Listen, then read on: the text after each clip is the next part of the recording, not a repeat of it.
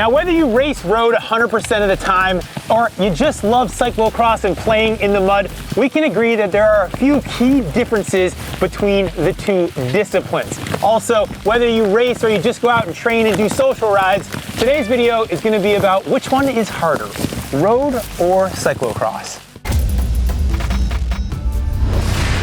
So many of you will know that I'm absolutely crazy for cyclocross. It's 38 and raining right now, just for instance, and I'm out here doing this video. I love it. But to make this a fair comparison and to hash this out completely, I decided to call up a very experienced road pro to hash this out. And, well, unfortunately, they weren't available. So we've got Conor and Manon today. Well, thanks, Jeremy, I suppose. But anyway, I'm a bit different to Jeremy. I've spent my career racing on the nice smooth roads of France and the hills of Tuscany, rubber side down, of course. But I tell you what, I think road running is definitely harder than cyclocross, and I've got a mate to back me up. What do you think, Manon? Yeah, well, it sounds like we better get this decided for good. Let's go. Come on.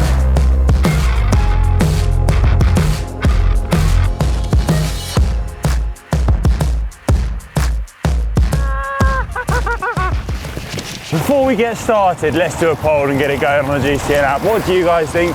Is road harder or cyclocross? Way harder, road it. Yeah. Definitely. I mean, Jeremy doesn't know what he's talking about. No. Well, for starters, road is always going to be harder than cyclocross because it's way longer. Look at races like Milan-San Remo, for example, 300 plus kilometers. You don't get that when you're heading off-road, do you? Yeah, and most races, apart from Milan-San Remo, are over 200 kilometres. And think, that's like 5 or 6 hours in the saddle. Long days. You could do 5 or 6 cyclocross races for that. Exactly, and when you're heading out at the weekend on your club ride, it's going to be 3 or 4 hours longer than a cross ride, and way harder as a result. All right, so this one's not necessarily about which one's harder or not, but I have to say this. Everyone's always looking for the last 50K of a road race because who could ever sit into 5 hours of road racing? Cyclocross, 1 hour, boom, bang, done. You don't have to think about that. If you're a spectator, you can see everything from one vantage point. You get to eat beer and Fritz and listen to good music. Whereas on the road, you're sitting on the side of the road eating wine and cheese and waiting around for the road race to finish, and then you look at a little TV screen to find out what happened at the end. Who wants to do any of that? Plus, there's sweet technical features like this.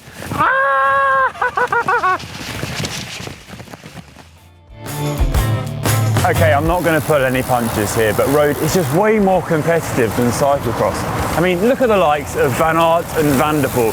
They win everything in cyclocross, and I know they're top of their game when on the road, but they don't win everything. They're not winning the Tour de France. They're not top of GC and Grand Tours, are they? I do have to agree with you, Conor. You do get cyclists coming from other disciplines within the sport to try their luck on the road. And then you just get this huge pool of cyclists competing to be the best of the best. All right, so I'll give you that. Road racing's talent pool, definitely deeper, but at the top of cyclocross, the best are still the best, even on road racing. Wout van Aert, Mathieu van der Poel, Marianne Vos, Pauline Ferrand-Prévot, just to name a few. When you see road riders go over to cyclocross, yeah, the results are a little mixed. We've all seen that video of Brad Wiggins, whereas when you see the cross riders go over the road, well, you see some decent results. The truth is, this isn't about which one is more popular, it's about which one is harder. Road is just way more varied as well. One day you could be climbing a 20-kilometre mountain, the next you could be battling in the crosswinds, and then you could be riding along the worst cobbles Belgium has to offer. When riding on the road, you have to be used to a whole host of different circumstances and scenarios. For cyclocross, on the other hand, well, you only have to train for a certain length of event on a similar terrain and be good at that one thing. Am I right? Yeah, just riding mud, isn't it? You guys are crazy. And those are some very hurtful things that you said about cyclocross. And I know that road riders deal with some nasty conditions too, of course, but crossers have to deal with mud, steep climbs, running off the bike, cobblestones, ruts, and don't forget the horrible weather. With it being a fall and winter sport, freezing rain, snow, mud, that's all the norm. Think of road like a knife that only butters bread, whereas cyclocross is like a Swiss Army knife where you have all the tools that you need for any conditions that you'll see. That's how I'd like to compare road and cyclocrossers.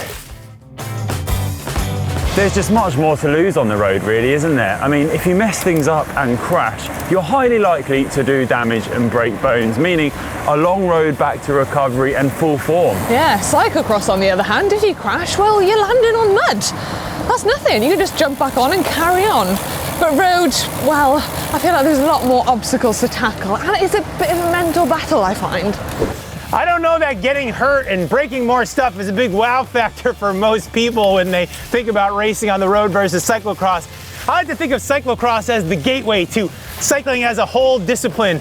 You know, gets a lot of young kids involved. Their parents can watch them rip around a course for 8 minutes a lap. In my opinion, cyclocross is a better way to get people excited about the sport when they get into it.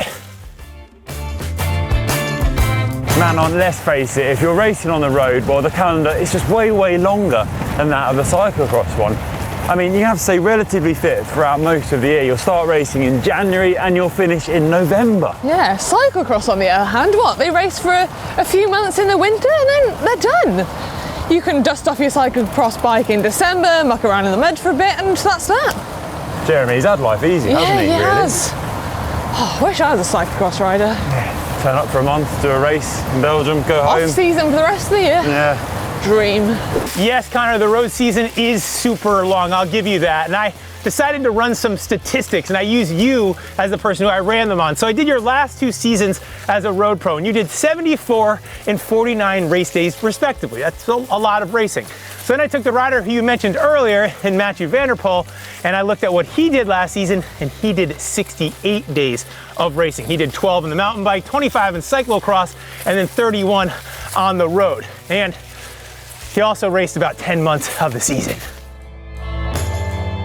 On the road, you need to be way more concerned with your power to weight. That means you need to stay on top of things and be pretty strict when it comes to your time away from the bike. Fail to climb well on the road, and no matter who you are, you're going to have an incredibly tough time. Cyclocross, on the other hand, is more about the intensity and the power, meaning that you can kind of get away with carrying a few extra kilos and enjoying the time off the bike. It's less of a monk's life. Yeah, I mean, if you want to be on top form on the road, you need to pay attention to so many different aspects. Cyclocross, on the other hand, well, you only really need a good sprint, don't you? Yeah, it's just a bit of sprinting in the mud, isn't it? Isn't that right, Jeremy? Power to weight doesn't matter in cyclocross. Who are you kidding?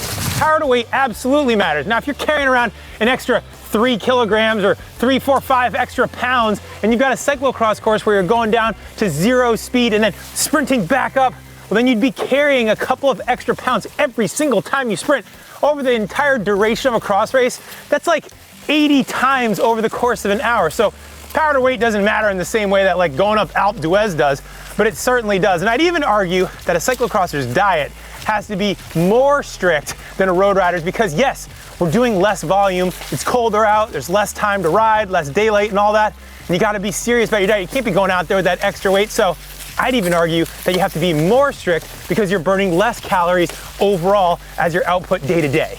All right, so I could go on about the reasons why I think cyclocross is harder than road. I mean, there's the gym work, the running, the multiple bikes, individual sport versus a team. Sorry, okay. Road racing though is also super hard, and all jokes aside, I have a lot of appreciation. Having been on the road for 10 years as a pro, I know how hard road racing can be too. But it's not up to us, it's up to you guys. Let us know down in the comments which one you think is harder and why. Be nice, and well, I'll be reading the comments.